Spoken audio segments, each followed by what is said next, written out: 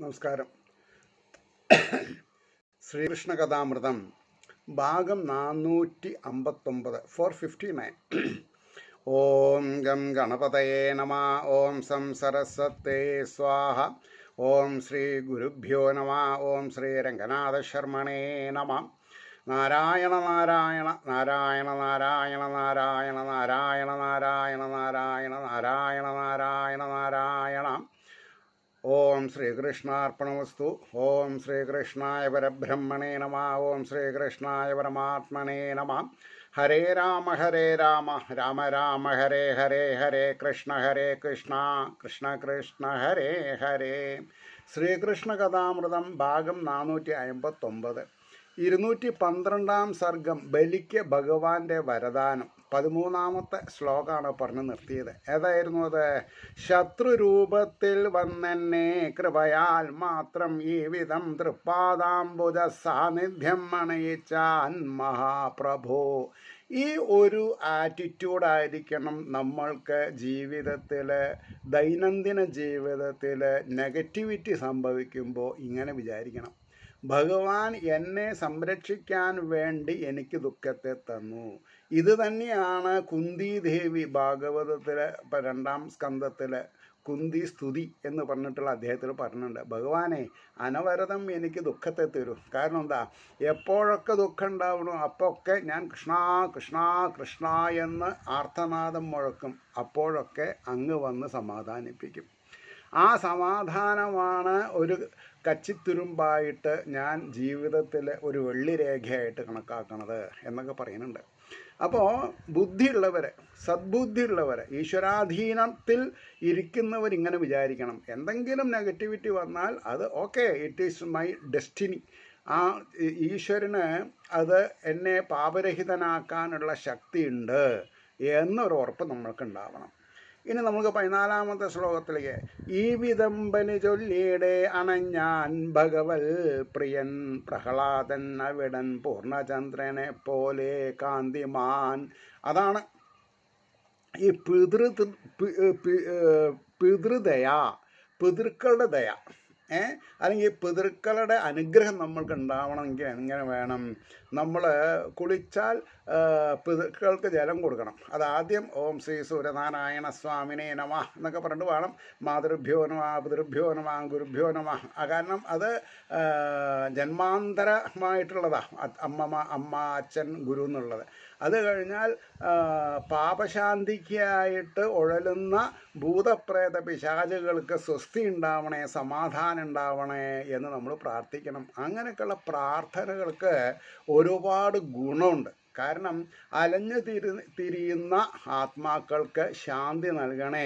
ഒന്നുമില്ലെങ്കിൽ, ഞാനിപ്പോൾ വിഷ്ണു പുരാണം വളരെ ഡീറ്റെയിൽ ആയിട്ട് വായിച്ചു നോക്കുമ്പോൾ, നമ്മൾ നിർധനന്മാരാണെങ്കിൽ 2 കൈയും കിഴക്കോട്ട് തിരിഞ്ഞു നിന്ന് സൂര്യനോട് പ്രാർത്ഥിക്കുക: ഞാൻ നിർധനനാണ്, എനിക്ക് നിയമപ്രകാരം വിധിപ്രകാരമുള്ള ശ്രാദ്ധാദി കർമ്മങ്ങൾ ചെയ്യാൻ, ദക്ഷിണാദികൾ ചെയ്യാനുള്ള സൗകര്യമില്ല. ഈ പ്രപഞ്ചത്തിലുള്ള അലഞ്ഞു കിടക്കുന്ന ഭൂതപ്രേത പിശാചുകൾക്ക് സ്വസ്തി കിട്ടണേ, സ്വസ്തി കിട്ടണേ, സ്വസ്തി കിട്ടണേ എന്ന് പ്രാർത്ഥിച്ചാൽ ആ പ്രാർത്ഥനയ്ക്കൊരു വൈഭവമുണ്ട്. അതാണ് നമ്മൾ മനസ്സിലാക്കേണ്ടത്. അപ്പോൾ ഇവിടെ എന്താ പറഞ്ഞത്? ആര് വന്നു എന്നാ പറഞ്ഞത്?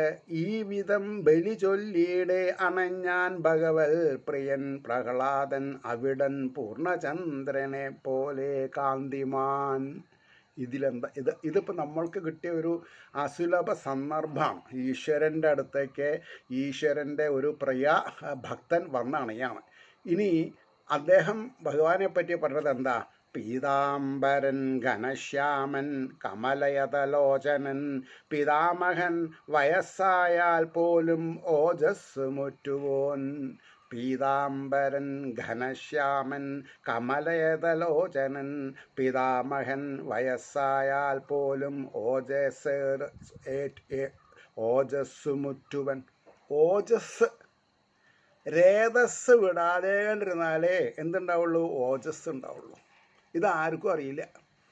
എല്ലാവരും എന്താണെന്നാ പറയുക, വാട്സപ്പ് നോക്കിയിട്ടും മറ്റ് പരസ്യം നോക്കിയിട്ടും എന്തിനൊക്കെയാണ് മരുന്ന് കഴിക്കേണ്ടത് എന്ന് അറിയണില്ല. ഭക്തി ഉണ്ടാവണേ എന്ന് ആർക്കും പ്രാർത്ഥിക്കാനായിട്ട് സമയമില്ല. അവിടെയാണ് പ്രശ്നം. മനസ്സിലായില്ലേ? എന്നല്ല ഉൾപ്പൂവിൽ, എന്നല്ല ഈ പുറത്ത് കാണുന്ന കൂട്ടത്തിലല്ല, എന്നല്ല ഉൾപ്പൂവിൽ, ഈ മനസ്സാകുന്ന ഹൃദയഗഹ്വരത്തിൽ, എന്നല്ല ഉൾപ്പൂവിൽ അജിതൻ വിളങ്ങും വിശ്വവന്ദിതൻ, വിശ്വത്തിലുള്ളവരൊക്കെ വന്ദിക്കുന്നവൻ, വന്നതായി കണ്ടു പരമാനന്ദമാർന്നാൻ മഹാബലി. പ്രഹ്ലാദനും ആരെ പോലെയായിരുന്നു? ഭഗവാനെ പോലെയായിരുന്നു. അതുകൊണ്ടാണ് പറഞ്ഞത് വന്നതായി കണ്ടു പരമാനന്ദമാർന്നാൻ മഹാബലി, അർഘ്യപാദാതി നൽകിയില മുൻമട്ടിൽ പാശയന്ത്രിതൻ. എന്താ അവിടുത്തെ ഒരു വിവരണം? കാരണം ഭഗവാന്റെ മനോവിചാരം മനസ്സിലാക്കിയ താർഷ്യൻ ഗരുഡൻ വരുണപാശം കൊണ്ട് കൈ ആമം വെച്ചിട്ടുണ്ട്. ആർക്ക്? ബലിക്ക്. അപ്പോൾ ബലി സ്വതന്ത്രനല്ല. അപ്പോൾ എങ്ങനെയാ ഒരു മഹാത്മാവ് വന്നാൽ അർഘ്യപാദാദികൾ കൊടുക്കുക? അതായത് കാല് കഴിക്കുക, ആചമനത്തിന് വെള്ളം കൊടുക്കുക, കുടിക്കാൻ വെള്ളം കൊടുക്കുക, പീഠം കൊടുക്കുക, ഇതൊന്നും ചെയ്യാൻ പറ്റില്ല. അതുകൊണ്ടാണ് പറഞ്ഞത് അർഘ്യപാദ്യാദി നൽകിയില്ല. പക്ഷെ അതൊരു മൈനസ് പോയിന്റ് അല്ല. കാരണം എന്താ? മുൻമട്ടിൽ എല്ലാ പ്രാവശ്യവും കൊടുത്തിട്ടുണ്ട് അയാള്. ഇപ്പം എന്താ പ്രശ്നം? പാശയന്ത്രിതൻ, കയ്യെ കെട്ടിയിട്ടിട്ടവനാണ്. ഭക്തി എന്ന് പറഞ്ഞാൽ ഇതാണ്. ഇത് മനസ്സിലാക്കണം. ഈശ്വരൻ്റെ അനുഗ്രഹം എങ്ങനെയാണ് ഓരോരുത്തർക്ക് കിട്ടിക്കൊണ്ടിരിക്കുന്നത്. അപ്പോൾ ഭഗവാൻ നമ്മൾക്ക് എന്തെല്ലാം പ്രശ്നങ്ങൾ തരുന്നുണ്ട്. പ്രശ്നം തരുന്നത് നമ്മുടെ കർമ്മഫലത്തിൽ നിന്നാണെന്നുള്ളത് ഊഹിക്കണം നമ്മൾ. എന്നിട്ട് അതിൽ ശാന്തി സമാധാനം അനുഭവിക്കണം. അതുകൊണ്ട് അർഘ്യപാദ്യാദി നൽകിയില മുൻമട്ടിൽ പാശയന്ത്രിതൻ, കണ്ണീരാൽ ആർന്ന് ശിരസ്സൊന്നു താഴ്ത്തി ലജ്ജിതനാം ബലി. ആ 2 വരിയിലെല്ലാം നമസ്കാരവും ആലിംഗനും പിന്നെ ശുശ്രൂഷയും ഒക്കെ ഉണ്ടായി. ആകെ 4 വരി. ആ 2 വരിയിൽ തൻ്റെ എന്താണെന്നാ പറയുക, സ്വാതന്ത്ര്യമില്ലായ്മ. 3ഉം 4ഉം വരിയിൽ അങ്ങനെയൊക്കെ ആണെങ്കിലും എല്ലാം ചെയ്തതായിട്ടുള്ള ഒരു പ്രതീതി അവിടെ സൃഷ്ടിച്ചു. അതുണ്ടായത്. അർഘ്യപാദ്യാദി നൽകിയില മുൻമട്ടിൽ പാശയന്ത്രിതൻ, കണ്ണീരാർന്ന് ശിരസ്സൊന്നു താഴ്ത്തി ലജ്ജിതനാം ബലി. ആരടുത്ത്? മുത്തശ്ശൻ്റെ അടുത്ത്. സുനന്ദനന്ദർ മുമ്പായോരുപാസിക്കും മുകുന്ദനെ, സാക്ഷാൽ ശ്രീഹരിനെ. ആരൊക്കെ? സുനന്ദനന്ദ മുമ്പായോർ, സുനന്ദൻ മുകുന്ദൻ ഉള്ള ആൾക്കാർ. സുനന്ദ നന്ദൻ കേട്ടോ, മുകുന്ദൻ അല്ല. പിന്നെ സുനന്ദനന്ദർ മുമ്പായോർ ഉപാസിക്കും മുകുന്ദനെ, ഇരപ്പിതായി കണ്ടു ഭക്ത പ്രഹ്ലാദൻ പുളകാൻ. ഇരിപ്പതായി കണ്ടു. ഭഗവാൻ അവിടെ ഇരിക്കുകയാണ് രത്നസിംഹാസനത്തിൽ. ഇത് കണ്ടപ്പോൾ പരമാനന്ദ വിവശൻ, പരമാനം കൊണ്ട് വിവശത ഉണ്ടാവുക, എന്ത് ചെയ്യണമെന്ന് അറിയാതെ ഉണ്ടാവുക, സ്തബ്ധനാവുക എന്നൊക്കെ പറയും. പരമാനന്ദ വിവശൻ തൃപ്പാദകമലങ്ങളിൽ നമസ്കരിച്ചെഴുന്നേറ്റു ചൊല്ലിനാൻ ബാഷ്പലോചനൻ. പിന്നെ പ്രഹ്ലാദന് കണ്ണിലൊക്കെ ആനന്ദ കണ്ണീർ ഒരു ഭാഗത്ത്, അതേ സമയത്ത് തൻ്റെ പേരക്കുട്ടിക്ക് പറ്റിയിട്ടുള്ള അമളിയെ പറ്റിയിട്ടുള്ളൊരു ജാള്യത, ദുഃഖം. നമസ്കരിച്ചെഴുന്നേറ്റു ചൊല്ലിനാൻ ബാഷ്പലോചനൻ. ഇതിങ്ങനെ വിസ്തരിക്കുമ്പോൾ നമ്മൾ വ്യാസരുടെ തൂലികയിൽ കൂടെ നമ്മൾ സഞ്ചരിക്കുന്നുണ്ട് എന്നുള്ളൊരു ബോധ്യം വന്നു നോക്കട്ടെ. നമ്മൾക്ക് ഉണ്ടാവുന്നൊരു എലിവേഷൻ ഓഫ് സ്റ്റാറ്റസ്. ഒരു വക്താവാണെങ്കിലും ശ്രോതാവാണെങ്കിലും എപ്പോഴും നമ്മൾ ഭഗവാന്റെ പാതാരവിന്ദത്തിൽ തന്നെയാണ് എന്നുള്ളൊരു ധൈര്യം നമ്മൾക്ക് കിട്ടും. അപ്പോൾ നമസ്കരിച്ചെഴുന്നേറ്റു ചൊല്ലിനാൻ ബാഷ്പലോചനൻ, നീതാൻ ഇന്ദ്രപദം നൽകിയുടൻ കേടുന്നു കാണുകയാൽ. നീതാൻ ഇന്ദ്രപദം നൽകി അല്ലേ? നീതാൻ ഇന്ദ്രപദം നൽകി ഉടൻ കേടന്നു കാണുകയാൽ തിരിച്ചെടുത്താൻ കാരുണ്യം. ഇതാണ് ഇവനനുഗ്രഹം. ദേവന്മാരെ തോൽപ്പിച്ച് ദേവേന്ദ്രൻ്റെ പദവി ബലിക്ക് കൊടുത്തു അങ്ങ്. പക്ഷേ ഈ ഒരു അഹങ്കാരം, ഞാൻ രാജാതിരാജനാണ്, എനിക്ക് എന്ത് വേണമെങ്കിലും തരാൻ കഴിവുണ്ട് എന്നൊരു തെറ്റിദ്ധാരണ ഭക്തന്മാർക്ക് ഉണ്ടാവാൻ പാടില്ല. ഭക്തന്മാരെപ്പോഴും ഓപ്പൺ സിസിയമായിരിക്കണം. എല്ലാം ഭഗവാൻ കൃതമാണ് എന്നുള്ള ധാരണ വേണം. അതുണ്ടാക്കാൻ വേണ്ടിയിട്ടാണ് ഉടനെ അവനെ നിഷ്കാസനം ചെയ്തത് എന്ന് അവൻ്റെ മുമ്പിൽ, ബലിയുടെ മുമ്പിൽ വെച്ച് പ്രഹ്ലാദൻ ഭഗവാനെ ഉണർത്തുകയാണ്. അപ്പോൾ ആരെയും അവിടെ ഇടിച്ചു താഴ്ത്തണില്ല. അതാണ്, ഭഗവാനെ ഇടിച്ചു താഴ്ത്തണില്ല, ബലിയെ ഇടിച്ചു താഴ്ത്തണില്ല. എന്നാൽ ബലിയുടെ മോശം എന്താണെന്നുള്ളത് പറയുകയും ചെയ്തു. നീ താൻ ഇന്ദ്രപദം നൽകി, എന്നിട്ടോ ഉടൻ കേടന്നു കാൺകയാൽ അല്ലേ, തിരിച്ചെടുത്താൻ കാരുണ്യം ഇതാണിവൻ അനുഗ്രഹം, സമ്പത്താലേ വരും ഭ്രംശിച്ചിടുമോർക്കായിൽ മായയാൽ. ഞാൻ എപ്പോഴും മനസ്സിൽ വിചാരിക്കുന്ന ഒരു കാര്യമുണ്ട്. ഞാൻ എപ്പോഴും പ്രഭാഷണത്തിൽ പറയും, എന്തുകൊണ്ടാണ് എൻ്റെ ഗുരുനാഥൻ എന്നോട് don't become A professional, remain as an amateur എന്ന് പറയാൻ കാരണം ഇതാണ് കാരണം. സമ്പത്ത് ഒരു പരിധിക്ക് മീതെ വരുമ്പോൾ ചിലപ്പോൾ നമ്മൾക്ക് ഭ്രമം വരും, അതിനു വേണ്ടി പ്രവർത്തിക്കും. അപ്പോൾ അച്യുത എന്നുള്ള വാക്കിൻ്റെ അർത്ഥം അറിയാതെ ഉണ്ടാവും. സമ്പത്താലേ വരും ഭ്രംശിച്ചിടും ഓർക്കായിൽ, ഭഗവാനെ ഓർക്കാതെ കണ്ടിരിക്കേണ്ട സാഹചര്യം വരും. ഓർക്കായിൽ മായയാൽ അതറിഞ്ഞ് ഈ വിധം കാത്ത നീ താൻ ഇവനൊരാശ്രയം. ഭഗവാനെ ഈ ബലിക്ക് അങ്ങ് മാത്രമാണ് ആശ്രയം എന്ന് പറഞ്ഞ് മനസ്സിലാക്കി. പ്രഹ്ലാദൻ കേൾക്കുമാർ ഏതാണ്ട് അജനോതാൻ തുടങ്ങവേ. അപ്പോൾ ബ്രഹ്മാവും വന്നിട്ടുണ്ട് അവിടെ, ബ്രഹ്മാവും വന്നിട്ടുണ്ട്. കാരണം ബ്രഹ്മാവാണല്ലോ ഈ വരം കൊടുക്കുന്നത് മുഴുവൻ അല്ലേ. അപ്പോൾ പ്രഹ്ലാദൻ കേൾക്കുമാറാതാണ്ട് അജനോതാൻ തുടങ്ങവേ ഉണർത്തി വിന്ധ്യാവലി വന്നെത്രയും ഭക്തിപൂർവകം. അതായത് പിന്നെ ബലിയുടെ ഭാര്യ വന്നിട്ട് പറയാണ്, ഉണർത്തി വിന്ധ്യാവലി വന്നെത്രയും ഭക്തിപൂർവകം. ഭർത്താവ് ബദ്ധനായി കണ്ട്, ഒരു സ്ത്രീയുടെ, ഭാരത സ്ത്രീയുടെ മാനസികാവസ്ഥയാണ്. ഭർത്താവ് ബദ്ധനായി കണ്ടു ഭയപ്പെട്ടു പതിവ്രത, പരിഭ്രമിച്ചു തൃക്കാൽക്കൽ ഉണർത്തിച്ചാൾ അധോമുഖി. അതായത് നമസ്കാരം നമസ്കാരം. അപ്പോൾ പരിഭ്രമിച്ചു തൃക്കാൽക്കൽ ഉണർത്തിച്ചാൾ അധോമുഖി എന്ന് പറഞ്ഞാൽ എന്താ? അകക്കണ്ണുകൊണ്ട് ഈശ്വരനെ ഉപാസിക്കുന്നവള്. വളരെ എടുത്ത പൊങ്ങാത്തൊരു വാക്ക്. അധോക്ഷജൻ, ഉൾക്കണ്ണുകൊണ്ട് ഭഗവാനെ ആരാധിക്കുക നിരാകാരത്തിൽ. അപ്പോൾ ഭർത്താവ് ബദ്ധനായി കണ്ടു ഭയപ്പെട്ടു പതിവ്രത. പതിവ്രത എന്നുള്ള വാക്കിൻ്റെ അർത്ഥം കൂടിയും പറഞ്ഞു ഇപ്പോൾ അതിൽ. ഭർത്താവിന് എന്തെങ്കിലും വിഷമം തോന്നിയാൽ മനസ്സ് വിഷമിക്കും. ആർക്ക്? പതിവ്രതന്മാർക്ക്, ഇല്ലാത്തവർക്കില്ല.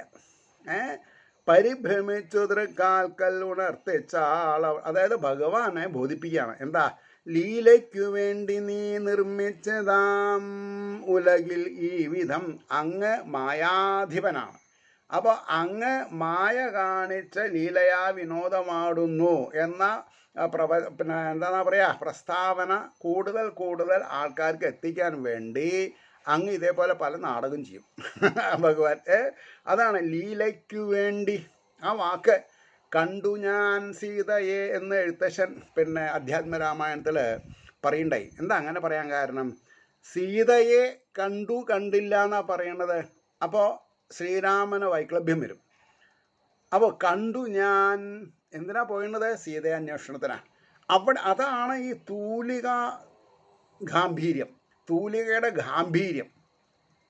കണ്ടു ഞാൻ സീതയെ. അതേപോലെയാണ് ഇവിടെ പറഞ്ഞത്. ലീലയ്ക്കു വേണ്ടി, അയലോകത്തെ ലീല അല്ല കേട്ടോ, മായ, അതാണ് അർത്ഥം. മായയ്ക്കു വേണ്ടി നീ നിർമ്മിച്ചതാം ഈ, അതുകൊണ്ടാണ് മായയ്ക്കു വേണ്ടി നീ നിർമ്മിച്ചതായ ഈ ഉലകിൽ ലൗകിക ഭ്രമം വരരുത്. ഇതാണ് ആസക്തി ഉണ്ടാവരുത്. ഇത് നശിച്ചുകൊണ്ടിരിക്കുന്നതാണ്. നശിക്കാത്തത് നമ്മളിൽ ഇരിക്കുന്ന ദൈവിക ചൈതന്യം. ബാലാഗ്ര ശതവാകസ്യ വിസ്തരസ്യ ഏകോ ജീവ. എനിക്കിപ്പോൾ ഞാൻ പറയട്ടെ, എനിക്ക് ഊണ് കഴിക്കേണ്ട ഉറക്കം വരില്ല ഇതിങ്ങനെ പറയാൻ തുടങ്ങിയിട്ടുണ്ടെങ്കിൽ. കാരണം എന്താ? ഞാൻ അത്രത്തോളം അഡിക്റ്റായി പോയി. അതാണ് എൻ്റെ രക്ഷാകവചം, ഈ അഡിക്ഷൻ, ഇതിനോടുള്ളൊരു അഡിക്ഷൻ. അപ്പോൾ ലീലയ്ക്ക് വേണ്ടി അപ്പോൾ ഭഗവാൻ ഓരോ വരികൾ നമ്മൾക്ക് കാണിച്ചു തരുമ്പോൾ ഇന്നത് അതിൻ്റെ ഉള്ളിൽ ഉറങ്ങിക്കിടക്കുന്നത്, മറ്റുള്ളവർക്ക് അറിയാൻ കഴിയാത്തത്,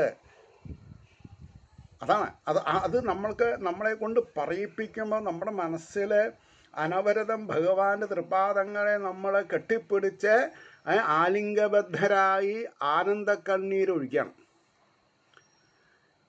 അതുകൊണ്ടാണ് പറഞ്ഞത്, ലീലയ്ക്കു വേണ്ടി നീ നിർമ്മിച്ചതാ മുലക ഈ വിധം സ്വാമ്യം നിർലജ്ജർ വല്ലോരും ചൊൽവതെന്തപഹാസ്യമാം. സ്വാമി നിർലജ്ജർമാർ, ലജ്ജയില്ലാത്തവർ വല്ലോരും ചൊൽവതെന്ത് അപഹാസ്യമാം. കാര്യങ്ങൾ അറിയാണ്ട് മറ്റുള്ളവരുടെ ഈശ്വരനെയും പിന്നെ നിന്ദിക്കേണ്ടത് എത്ര മോശമാണ് എന്നാണ് ആ സാധുസ്ത്രീ പറഞ്ഞത്. പിന്നെ 25ാമത്തെ ശ്ലോകം ഞാൻ വായിക്കാൻ പോണു. ഞാനൊരു കമൻ്റ് എഴുതിയിട്ടുണ്ട്. Oh my god, what a creation of a character. ഒരു ക്യാരക്ടർ, ഒരു കഥാപാത്രത്തെ വ്യാസർ സൃഷ്ടിക്കുമ്പോൾ അതിൻ്റെ ചുറുചുറുക്ക്, അതിൻ്റെ ഒരു ഡെപ്ത്, അതാണ് ശിരസ് ഇന്ദ്രിയ ബുദ്ധ്യാദി സർവം നാഥൻ്റെതാകയാൽ. ഇതാണ് നമ്മൾ മനസ്സിലാക്കേണ്ടത്. എൻ്റെന്ന് പറയരുത്, എൻ്റെ തല, എൻ്റെ ബുദ്ധി, നോ, നത്തിങ് ലൈക്ക് ദാറ്റ്. ശിരസ് ഇന്ദ്രിയ ബുദ്ധ്യാദി സർവം നാഥൻ്റെതാകയാൽ. അപ്പം നമുക്കതിൽ അഭിമാനിക്കാനൊന്നുമില്ല. അതാ പറയേണ്ടത്. ആർക്ക് എന്തുണ്ട് അവിടേക്കർപ്പിപ്പതിന് ഈ ജഗത്തിതിൽ. അങ്ങയുടെ അല്ലേ എല്ലാം. പിന്നെ ആരുടെ എന്താ ഉള്ളത്? ശിരസ് ഇന്ദ്രിയ ബുദ്ധ്യാദി സർവം നാഥൻ്റെതാകയാൽ ആർക്ക് എന്തുണ്ട് അവിടേക്കർപ്പിപ്പതിന് ഈ ജഗത്ത് ഇതിൽ. പിന്നെ 26ാമത്തെ ശ്ലോകത്തിൽ ഞാൻ ഒന്നും എഴുതിയില്ല. ഓം ബ്രഹ്മവാചകം. എന്താ കാരണം? ബ്രഹ്മാവരുളി. ബ്രഹ്മാവ് അപ്പോൾ പറയാണ് എന്തേ? ഭൂതേശ, ഭഗവാനോട്. എല്ലാ ഭൂതങ്ങളുടെയും ഈശ്വരനാണ്. എല്ലാ ഭൂതങ്ങളും, ഈ പ്രപഞ്ചത്തിൽ ഏതൊക്കെ ജീവജാലങ്ങളുണ്ടോ ആ ജീവജാലങ്ങളിലൊക്കെ ഭൂതേശനുണ്ട്. പിന്നെ എങ്ങനെ നമ്മുടെ സ്വാർത്ഥതയ്ക്ക് വേണ്ടി ഒന്നിനെ നമ്മൾ കൊല്ലുക? ആലോചിച്ച് നോക്കൂ. ബ്രഹ്മാവരുളി ഭൂതേശ ഭൂതഭാവന. ഈ ഭാവന മുഴുവൻ ഈശ്വരനാ, ക്രിയേറ്റർ. ഭാവന ചിന്മയ, എടുത്താൽ പൊന്നില്ല, ചിന്മയ, ചിത്തിൽ ഇരിക്കുന്നത് അല്ലേ? ചിന്മയ സർവവും വാങ്ങി ഇനിയും കെട്ടഴിച്ചില കഷ്ടമാം. അയ്യോ, അത്ഭുതം അത്ഭുതം അത്ഭുതം. ഈശ്വരനോട് ബ്രഹ്മാവ് പറയാണ്, നിങ്ങൾക്ക് അളന്ന് കിട്ടാനുള്ളതൊക്കെ അളന്ന് കിട്ടി, പിന്നെ എന്തിനാ ഈ കയ്യാമം വെച്ചെന്നത്? ഒരാൾക്ക് ധൈര്യം വരുമോ ഭഗവാനോട് പറയാൻ? പക്ഷെ ബ്രഹ്മാവ് പറഞ്ഞു. കാരണം എന്താ? ഏകമായ പരബ്രഹ്മം ത്രിവിധമായി പിരിഞ്ഞു എന്നാ. സാങ്കേതികമായിട്ട് ടെക്നിക്കലി ബ്രഹ്മാവും മഹാവിഷ്ണുവും ശിവനും ഒന്നാണ്. ഇത് മനസ്സിലാക്കാതെ കണ്ട് നമ്മൾ വൈരുദ്ധ്യങ്ങൾ പറയാൻ പാടില്ല. അതുകൊണ്ടാണ് ബ്രഹ്മാവരുളി. അപ്പോൾ നമ്മളവിടെ വാദരൂപിയായിട്ടോ ഒരു പുല്ലായിട്ടോ അല്ലെങ്കിൽ ഈശ്വരൻ്റെ പാതാരവിന്ദത്തിൽ ഒരു തരി മണ്ണായിട്ടോ നമ്മളവിടെ ഉണ്ട് എന്ന് വിചാരിക്കുക. അപ്പം നമുക്ക് ചെവി കൂർപ്പിച്ചുകൊണ്ട് എന്താണ് ബ്രഹ്മാവ് പറഞ്ഞതെന്ന് കേൾക്കണം. ബ്രഹ്മാവരുളി ഭൂതേശ ഭൂതഭാവന ചിന്മയ സർവവും വാങ്ങി ഇനിയും കെട്ടഴിച്ചില കഷ്ടമാം. അപ്പോൾ 27 ശ്ലോകം. ഭൂവും യജ്ഞാർജിത സ്വർഗാദികളും തന്നു ഈ മഹാൻ. എല്ലാം തന്നു കഴിഞ്ഞു. ഭൂമി തന്നു, അന്തരീക്ഷം തന്നു, സ്വർഗാദികൾ തന്നു, ഇല്ലേ? ഇനി അയാൾക്കൊന്നുമില്ല. ഭൂവും യജ്ഞാർജിത സ്വർഗാദികളും തന്നു ഈ മഹാൻ. ശിരസ് അളന്നെടുപ്പാനും മടിക്കാതരുളിയിലയോ. ശിരസ് അളന്നെടുപ്പാൻ പറഞ്ഞ് അരുളിയില്ലേ? ഇനി എന്താ വേണ്ടേ? കെട്ടഴിച്ചൂടെ? ആലോചിച്ച് നോക്കൂ. ഭൂവും യജ്ഞാർച്ചിത സ്വർഗ. ഇപ്പം ഞാൻ ഇന്ന് ഈ ശ്ലോകങ്ങൾ വായിക്കുമ്പോൾ എനിക്കുണ്ടാവുന്നൊരു ഈശ്വരീയത ആദ്യത്തെ പ്രാവശ്യം ഉണ്ടാവില്ല. പിന്നെ ഞാൻ എനിക്ക് തന്നെ പണി, സമർപ്പണ പാരായണം, യൂട്യൂബ്, വായന. അപ്പോൾ ഞാൻ ഒരിക്കലും അഭിപ്രായം പറയണ്ടായി. ഈ പിന്നെ കൊല്ലങ്കോട് മഹാനായിട്ടുള്ള ഗോപാലൻ നായർ അദ്ദേഹം ഈ ഗുരുവായൂർ ദേവസ്വത്തിന് വേണ്ടി, അല്ലെങ്കിൽ അദ്ദേഹത്തിന് വേണ്ടി ഗുരുവായൂർ ദേവസ്വത്തിലേക്ക് അർപ്പിച്ചു. ഏത് 8 വോള്യത്തിൽ ഭാഗവതാഖ്യാനം. അതിൽ 6ാമത്തെ വോള്യം അതായത് ഈ ദശമസ്കന്ധം ശ്ലോകം പഠിക്കേണ്ട, ശ്ലോകാർത്ഥം പഠിക്കേണ്ട, പക്ഷെ ആഖ്യാനം മാത്രം ഇത് വായിക്കുക. ഒരു 3 മാസത്തിന് കാണുന്നതൊക്കെ ഭഗവാനായിട്ട് തോന്നും. അതാണ് ആ എഴുത്തിൻ്റെ അല്ലെങ്കിൽ ആ സാങ്കത്യം. കൃഷ്ണ ഹരി. അപ്പോൾ എന്നെ സംബന്ധിച്ചിടത്തോളം തൂണിലും തുരുമ്പിലും നല്ല എല്ലാറ്റിലും ഞാൻ കണ്ടുകൊണ്ടിരിക്കണം, അനുഭവിച്ചുകൊണ്ടിരിക്കണം. അതുകൊണ്ടാണ് പറഞ്ഞത്, ഭൂവും യജ്ഞാർജിത സ്വർഗാദികളും തന്നും ഈ മഹാൻ ശിരസ് അളന്നെടുപ്പാനും മടിക്കാതെ അരുളിയിലയോ. അണ്ടർ പ്രഷറല്ലല്ലോ പറഞ്ഞത്, സ്വയം പറയല്ലേ ചെയ്തത്. അപ്പോൾ 28ാമത്തെ ശ്ലോകം ഞാൻ എൻസർക്കിൾ ചെയ്തിട്ടുണ്ട്. എന്താ അത്? വെള്ളമോ തുളസി പൂവോ മറ്റോ നിൻ തൃപ്പദങ്ങളിൽ അർപ്പിച്ചോൻ മുക്തനാണെങ്കിൽ ഇവനെങ്ങിനെ ബദ്ധനാം. ഇത് ചോദിക്കണം എന്നുണ്ടെങ്കിൽ താമരശ്ശേരി കൃഷ്ണൻ ഭട്ടതിരിയുടെ കയ്യിൽ കൂടെ വന്നു. അത് താമരശ്ശേരി കൃഷ്ണൻ ഭട്ടതിരിക്ക് ചോദിക്കാം. കാരണം എന്താ, 6-7 വർഷമാണ് ഗുരുവായൂരപ്പനെ സേവിച്ചിട്ടുള്ളത് അദ്ദേഹം പുറപ്പെടാശാന്തിയായിട്ട്. ഞാൻ അദ്ദേഹത്തിനെ കണ്ടിട്ടില്ല. എന്നാൽ ഇതേമാതിരി ശ്ലോകങ്ങൾ വരുമ്പോൾ ഞാൻ അദ്ദേഹത്തിനെ കാണണോ, അദ്ദേഹത്തിനെ നമസ്കരിക്കണം. ഇതിൻ്റെ ഇടയ്ക്ക് വാട്സപ്പിൽ കഴിഞ്ഞ പ്രാവശ്യം മേൽശാന്തിയായിരുന്ന തിരുമേനി കൊടിമരത്തിൻ്റെ ദീപസ്തംഭത്തിൻ്റെ അവിടെ തൊഴുകയാണ്. അവിടെ നിന്ന് തൊഴുകയാണ് അദ്ദേഹത്തിന് യാതൊരു കോസ്റ്റലും ഇല്ല. പക്ഷെ എൻ്റെ ഉള്ളിൽ അദ്ദേഹത്തിന് അവിടെ ഉള്ളവരാരും മനസ്സിലാക്കിയില്ല. അപ്പോൾ അത് മായയാണ്. എക്സ് പ്രീസ്റ്റാണെന്നുള്ള ഒരു ബഹുമാനം കൊടുക്കാൻ പറ്റിയ ആൾക്കാർ അവിടെ ഇല്ല എന്നർത്ഥം. ഞാനതാ പറഞ്ഞുകൊണ്ട് വരുന്നത്. ഞാൻ അദ്ദേഹത്തിനെ മനസ്സുകൊണ്ട് നമിച്ചു. കാരണം എന്താ, 6 മാസം അദ്ദേഹം ആ പീഠത്തിൽ ശംഖുതീർത്ഥം വീഴ്ത്തി അർച്ചിച്ചിട്ടുണ്ട്, ചന്ദനം ചാർത്തിയിട്ടുണ്ട്, ഭഗവാന്റെ സേവകനായിട്ട് ഇരുന്നിട്ടുണ്ട്.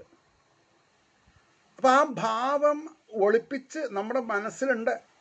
ആവശ്യം വരുമ്പോൾ ഭഗവാൻ അതെടുത്ത് പുറത്തേക്ക് വിലസാൻ പറയും. അതുകൊണ്ടാണ് പറഞ്ഞത്, വെള്ളമോ തുളസിപ്പൂവോ മറ്റോ നിൻ തൃപ്പദങ്ങളിൽ അർപ്പിച്ചോൻ മുക്തനാണെങ്കിൽ ഇവനെങ്ങനെ ബദ്ധന. ഭഗവാൻ ഗീതയിൽ പറഞ്ഞില്ലേ, ഒരു തുള്ളി വെള്ളം അല്ലെങ്കിൽ ഒരു കായ അല്ലെങ്കിൽ ഒരു ഇല ഭക്തിപൂർവ്വം തരികയാണെങ്കിൽ ഞാൻ അവന് മോക്ഷം കൊടുക്കും. അല്ലാതെ കൊണ്ട് അഹങ്കാരം കൊണ്ട് ഏതോ ഒരു പർവ്വതത്തിനെ പറ്റി ഉപമിക്കുമല്ലോ, ഈ സ്വർണവും രത്നങ്ങളൊക്കെ കൂടുതലുള്ള അതിൽ പറയാറുണ്ട്. എനിക്ക് ഓർമ്മ വരണില്ല സത്യം പറഞ്ഞാൽ. മന്ത്രപർവ്വതമല്ല, മേരുപർവ്വതം കനകം വളയണതാണ്. മേരുപർവ്വതം അത് ഒരു തട്ടിൽ കുറച്ച് എള്ള് വെച്ചൊരു 1.25 റുപ്പിയും കൂടി കൊടുത്താൽ മഹാമേരുപർവ്വതത്തിനെ ബ്രാഹ്മണന് ദാനം ചെയ്ത കൂട്ടത്തിലാണ് വേദത്തിൽ പറയുന്നുണ്ട്. ഇത് വളരെ ഈസിയാണ്, മനസ്സ് ചലിച്ചാൽ മതി. നല്ല കാര്യത്തിന് മനസ്സ് ചലിക്കട്ടെ. ഭഗവാൻ അരുളി ചെയ്താൻ ബ്രഹ്മാവ് ഒന്നോർത്തു കൊള്ളണം, ഉടനെ ശാസിച്ചു ഭഗവാൻ. ഒന്നോർത്തോളൂ, ധനഗർവിഷ്ടൻ ഈ മണ്ണിൽ മാനിച്ചിടില്ലൊരാളെയും. അപ്പോൾ ഭഗവാൻ കണ്ടുപിടിച്ച തെറ്റെന്താ? ബലി ആരായിരുന്നു? ധനഗർവിഷ്ടൻ ഈ മണ്ണിൽ മാനിച്ചിടില്ല ഒരാളെയും. ഇതെല്ലാം എൻ്റെയാണ്. ആ എൻ്റെ എന്നുള്ള തോന്നലാണ് ബലിക്ക് വിനയായിട്ടുള്ളത്. അപ്പോൾ എത്രയോ ആചാര്യന്മാർ ഇത് പറയുന്നുണ്ട്, കഥ പറയുന്നുണ്ട്. പക്ഷെ എത്ര ശ്രോതാക്കൾ ഇത് മനസ്സിലാക്കിയെന്ന് എനിക്ക് പറയാൻ പറ്റില്ല. അവിടെയാണ് നമ്മൾക്ക് ഒരു ഉത്തരവാദിത്വമുണ്ട് അല്ലേ?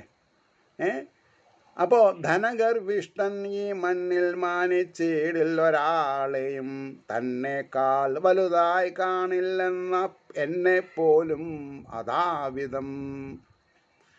എന്നെ കൂടി ഒരു ബ്രാഹ്മണ കുട്ടിയായിട്ട് ഇയാൾ കണക്കാക്കിയിട്ടുണ്ടെന്നാ. ഇതിൽ നിന്ന് നമ്മൾ എന്ത് മനസ്സിലാക്കണം? രൂപം കൊണ്ടും വസ്ത്രധാരണം കൊണ്ടും നമ്മുടെ ഒരാളെയും അളക്കരുത്. Be careful. നമ്മുടെ നിത്യജീവിതത്തിൽ ഓഫീസിലാണെങ്കിലും ശരി, ചിലപ്പോൾ ഒരു 50 കൊല്ലമൊക്കെ ജോലി ചെയ്ത സ്ഥാപനങ്ങളിൽ ചിലവർക്ക് തോന്നും മുതലാളിയുടെ പേരക്കുട്ടി ബോസ് ചെയ്താൽ ഇഷ്ടപ്പെട്ടില്ല ചിലവർക്ക്. അങ്ങനെ വരാൻ പാടില്ല. ആഫ്റ്റർ ആൾ അവർ ഉടമസ്ഥന്മാരെന്നെ അല്ലേ? അതുകൊണ്ടാണ് പറഞ്ഞത് തന്നെക്കാൾ വലുതായി കാണില്ലെന്നെ പോലും അതാവിധം രോഗമാണിത് ഐശ്വര്യഭ്രംശം തന്നെ മഹൗഷധം. അപ്പോൾ ഭഗവാൻ പറയാണ് ഇയാൾക്കൊരു രോഗമുണ്ട്. എന്താ രോഗം? ഐശ്വര്യം കൊണ്ട് മതമത്സരം.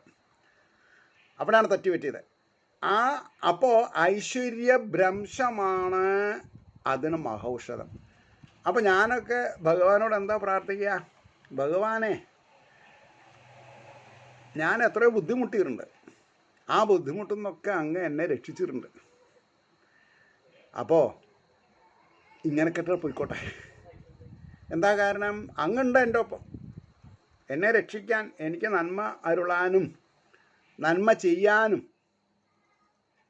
അതാ പറഞ്ഞത്.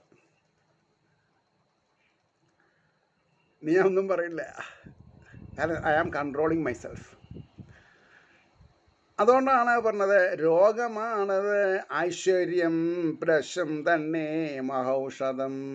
അപ്പോൾ ധനധാന്യങ്ങൾ കമ്മിയായിട്ടുള്ളവർ ശരിയായ ധനം ആത്മീയ വിദ്യയാണ് എന്നൊരു ഉറപ്പെടുത്തു നോക്കൂ, നിങ്ങൾ എന്നെ പോലെ രക്ഷപ്പെടും.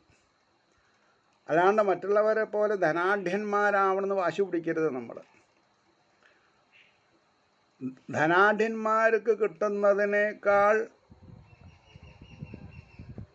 മാനസിക സുഖം ധനമില്ലാത്ത ആൾക്കാർക്കുണ്ടാവുക. അപ്പോൾ തന്നെക്കാൾ വലുതായി കാണില്ലെന്നെപ്പോലും മാതാ ആംബിതം രോഗമാണിതിന് ഐശ്വര്യഭ്രംശം തന്നെ മഹൗഷധം. ഇത് മനസ്സിലാക്കിയാൽ ഇനി ദശമസ്കന്ധത്തിൽ കുചേലഗതിക്ക് 25 രൂപയ്ക്ക്, ഞാനൊക്കെ തുടക്കത്തിൽ 4 അണ 8 അണയൊക്കെ ആയിരുന്നു, 10 പൈസ ഒക്കെ ഉണ്ടായിരുന്നു അവിൽപ്പൊതിക്ക്. ഇപ്പോൾ 25 ഉറുപ്പ്യൊക്കെ വാങ്ങുന്നുണ്ടാവും. 25 രൂപയ്ക്ക് അവിൽ വെച്ചിട്ട് കൃഷ്ണൻ സന്തോഷിച്ച് നിങ്ങളെ കുചേലിന് കൊടുത്ത പോലെ ധനൈശ്വര്യങ്ങൾ തരുന്നൊരു ആചാര്യം പറയാൻ പാടുമോ? അപ്പോൾ അത് ഈ സിദ്ധൌഷധമല്ല. അപ്പോൾ അങ്ങനെ കാശുണ്ടാവണത് കാളകൂട വിഷാണെന്ന് നമ്മൾ പറഞ്ഞ് മനസ്സിലാക്കണം. അതുകൊണ്ട് ആചാര്യനടക്കം ദക്ഷിണഗ്രാഹികളാവരുത്. അത് അറിഞ്ഞിട്ടാണ് എൻ്റെ ഗുരുനാഥൻ എന്നെ കോഷൻ ചെയ്തത്. Hats of two him. എൻ്റെ മുമ്പിലിരിക്കുന്നുണ്ട് ഫോട്ടോയിൽ. ഞാനൊക്കെ ചിലപ്പോൾ ഇങ്ങനെ കണ്ണടിക്കും സംസാരിക്കുമ്പോൾ മൂപ്പരുടെ അടുത്ത്, അല്ലെങ്കിൽ അദ്ദേഹം എന്നോട് ഇങ്ങനെയൊക്കെ കാണിക്കും. കാരണം എന്താ? ഒരു മാനസികാവസ്ഥ, അല്ലാണ്ടൊന്നുമല്ല, ഭ്രാന്തൊന്നും അല്ലാതെ. അതാണ് ശരിക്കുള്ളൊരു ജീവിതം. വാസനാബദ്ധനാം ജീവൻ പലതായും ജനിക്കവേ. ടോപ്പ് ക്ലാസ് വേദാന്ത. വാസനാബദ്ധനാം ജീവൻ വാസനകളെ കൊണ്ട് ബന്ധിക്കപ്പെട്ടുന്നാണ്. പലതായും ജനിക്കവേ ദുർലഭം ചിലതന്മട്ടോ പിറക്കും മർത്യജാതിയിൽ. മർത്യനായിട്ട് ജീവിക്കാന്ന് പറഞ്ഞാൽ 84 ലക്ഷം സ്പെസീസ് ഓഫ് ക്രിയേച്ചേഴ്സിൽ മനുഷ്യൻ മാത്രമാണ് ഭൂമിക്ക് പെർപെൻഡിക്കുലറായിട്ട്, ബാക്കിയൊക്കെ ഭൂമിക്ക് സമാന്തരമാണ്. അപ്പോൾ 83 99,999 ജീവനുകളും മനുഷ്യന് താഴെയാണ്. അപ്പോൾ പലതായും ജനിക്കവേ ദുർലഭം ചിലതും മട്ടോ പിറക്കും മർത്യജാതിയിൽ ആരോഗ്യമുള്ളളവിൽ ഒക്കെയും പ്രധാന കാര്യങ്ങൾ ചെയ്തു വിളയാടുകയാണു മർത്യൻ. ഭഗവാൻ ഒരു അനുശാസനം നമുക്ക് തരുന്നുണ്ട്. ആരോഗ്യമുള്ള അളവിൽ ഒക്കെയും അപ്രധാന കാര്യങ്ങൾ ചെയ്ത്, പ്രധാന കാര്യങ്ങൾ എന്നല്ല, അപ്രധാന കാര്യങ്ങൾ. അവിടെ ഒരു പ്രയോഗമാണ് കൂട്ടക്ഷര. അപ്രധാന, ഞാൻ ഇവിടെ എഴുതി വയ്ക്കാം, ആർക്കാ അത് ഉപകാരം പറയില്ല. അപ്രധാനം. ആരോഗ്യമുള്ളപ്പോൾ പ്രധാന കാര്യം ഈശ്വരാധീനം ഉണ്ടാക്കാനാണ്. ഞാൻ അതിൽ വിജയിച്ചിട്ടുണ്ട്. എനിക്ക് 47 വയസ്സുള്ളപ്പോഴാണ് ഞാൻ ഗുരുനാഥനായിട്ട് കണ്ടുമുട്ടുന്നത്. അവിടുന്ന് ഇങ്ങോട്ട് വളരെ എന്താ പറയുക, സന്തോഷവാനാണ് ഞാൻ. യാദേവി സർവഭൂതേഷു തുഷ്ടിരൂപേണ സംസ്ഥിത. നമസ്തസ്സേ നമസ്തസ്സേ നമസ്തസ്സേ നമോ നമഃ. ആരോഗ്യമുള്ള അളവിലൊക്കെയും അപ്രധാന കാര്യങ്ങൾ ചെയ്തു വിളയാടുകയാണു മർത്യൻ. ഡിയർ ഹരിദാസ്, ഞാൻ അയാളെ പേരെടുത്ത് വിളിക്കുന്നത് ഹരിദാസ്, ഹരിയുടെ ദാസനാണ്. ഞാൻ ഭാഗവത ഭക്തദാസനാണ്. അദ്ദേഹം എന്നേക്കാൾ വലിയ ആളാണ് ഹരിദാസൻ, എൻ്റെ ശിഷ്യനാണ്.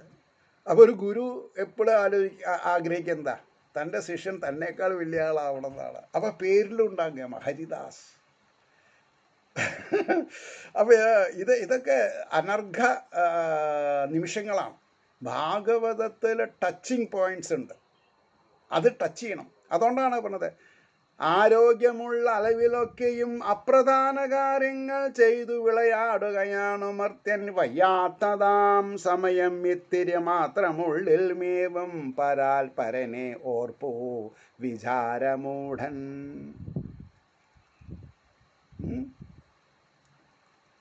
വളരെ കുറച്ച് ആൾക്കാരെ ഭഗവാനെ ആലോചിക്കുന്നുള്ളൂ. പരമോക്ഷമുണ്ടോ? ആ ഒരു 4 വരി എടുത്ത പൊന്തുവോ? ആലോചിച്ച് നോക്കൂ. ഇതൊക്കെ ഭാഗവതത്തിലുണ്ട്. പക്ഷെ സംസ്കൃതം മൂലമാവുമ്പോൾ ഈ ഒരു എഫക്റ്റ് നമുക്ക് കിട്ടില്ല. ഞാൻ ചിലപ്പോൾ ആലോചിക്കാറുണ്ട്, എന്തപ്പോൾ ഒരു 100-120 മൈൽ സ്പീഡിൽ സപ്താഹത്തിന് ഇതൊക്കെ ഇങ്ങനെ വായിച്ചു പോയിട്ട് എന്താ കാര്യം? വായിക്കുന്നവന് കൂടി അതിലൊരു ഇൻക്ലിനേഷൻ, മുഖത്തൊരു പ്രസാദം കാണുന്നില്ല.